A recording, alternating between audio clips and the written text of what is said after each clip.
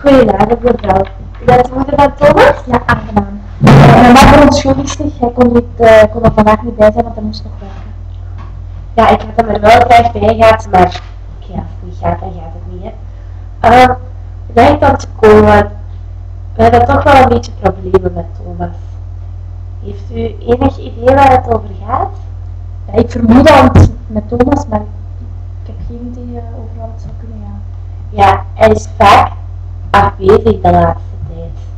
Ja, Thomas is altijd wel een beetje afwezig geweest en verstrooid ook vaak. En soms als ik er iets tegen zeg thuis, dan heeft hij het precies niet gehoord. Of...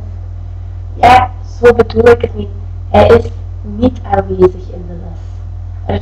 Er zijn periodes geweest dat hij hele dagen niet kwam, soms dan in de voormiddag, soms in de namiddag. Ik hoor het ook van andere leerkrachten die naar mij komen om te vragen waar is Thomas? Ik weet het niet.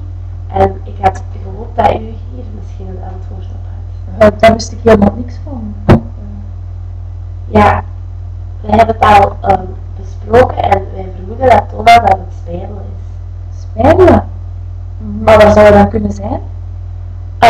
Dat weet ik niet, maar ik heb het nagevraagd bij het secretariaat. Er zijn geen afwezigheidsbriefjes binnengedaan voor geen enkele periode dat hij niet op school was. Ik had gehoopt dat u mij hier een vraag op kon geven waar hij dan zou zijn. Nee, ik kom echt tot de lucht gevallen. Thomas vertrekt elke ochtend naar school en hij komt elke avond op tijd thuis. Zo gezegd van school, maar dan is hij blijkbaar nooit op school geweest. Hij maakt ook elke avond huiswerk, dus het lijkt wel alsof hij op school is, maar... Ja, het is een heel moeilijke situatie en er kunnen verschillende oorzaken zijn. Maar daarom wou ik het graag eerst met u hierover hebben. Mogelijke oorzaken kunnen zijn dat hij nieuwe vrienden heeft leren kennen die misschien een slechte invloed op hem hebben. Dat hij met drugs in contact is gekomen. Of, ja, sorry, maar ik moet dit vragen. Dat er in de thuissituatie misschien veranderingen zijn de laatste tijd waar hij slecht op reageert. Ja, nieuwe vrienden heeft hij zeker niet, want ja, Thomas is niet zo heel sociaal, hij is nogal graag op zichzelf gesteld. En al zijn vrienden ken ik ook en de mama's en de papa's ook van zijn vrienden, dus dat toch wel zeker niet, want dat zou hij wel gezegd hebben. Drugs ook niet, zo iemand is Thomas niet, denk ik nu. Ja, je weet nooit, maar ik denk dat ik het wel aan Thomas zou merken moest hij met drugs bezig zijn.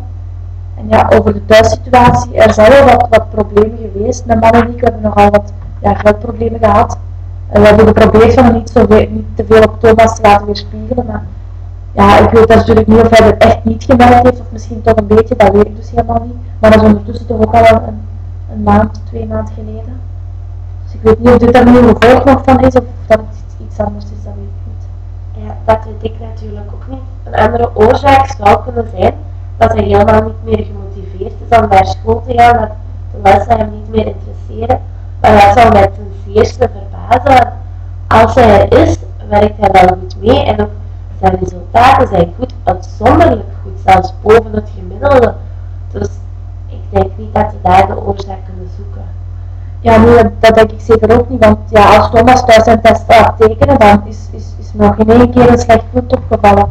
Thomas is altijd al vrij slim geweest en heeft altijd zeer goede resultaten, ook nu nog. Dus daarom is het, moest er nu een slechte test bij zitten, dan zou het mij heel eerder opvallen dat hij misschien eventueel niet, maar nu, ja, nee. En Thomas is ook gemotiveerd van zichzelf en heel beleefd en vriendelijk en hij werkt toch altijd heel goed mee. Dus.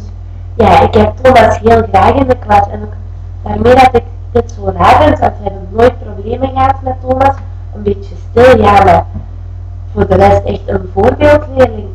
Maar ik stel voor dat we dit probleem zo snel mogelijk proberen op te lossen. En misschien dat u eens met hem wilt praten. Ja, als u het niet erg vindt, zou ik misschien liever hebben dat u het eens probeert, want ja, ik heb daar natuurlijk niet zoveel ervaring mee. En ik denk dat Thomas tegen mij nu minder snel iets daarover gaat willen vertellen als tegen u. Dus ja, als u dat ziet zitten natuurlijk, Nee, dat is te proberen. Ik ben zijn klastitularis, daarom ben ik hier ook. En ik zal het met hem erover hebben. Maar ik moet natuurlijk wel de directeur hiervan op de hoogte brengen. Ik hoop dat u daar niet te veel problemen mee heeft. En ja, als het gesprek tussen mij en Thomas niet lukt, als hij er niet over wil praten, dan raad ik aan dat u met uw man en met Thomas naar het CLB gaan en het zo proberen op te lossen. Zij zijn ook veel meer gespecialiseerd in deze soort situaties. Ja, zeker, dat begrijp ik en dat zullen we dan ook doen. En ja, u moet het vooral tegen de directeur vertellen. Ik zou ook niet willen dat Thomas geschorst wordt of van school gestuurd. Dus, maar ik ben toch blij dat u dat wilt proberen, want ik zou eigenlijk niet weten hoe we eraan moeten beginnen. Ja, geen probleem. Ik denk wel dat we het zo opgelost krijgen, maar ik wil u hier zeker van op de hoogte brengen. Oké, bedankt alvast. Dat is graag gedaan. Samen in orde komen. Ik heb er alle vertrouwen in. Oké, bedankt. Goeiedag. Goedenavond. Dag. Dag.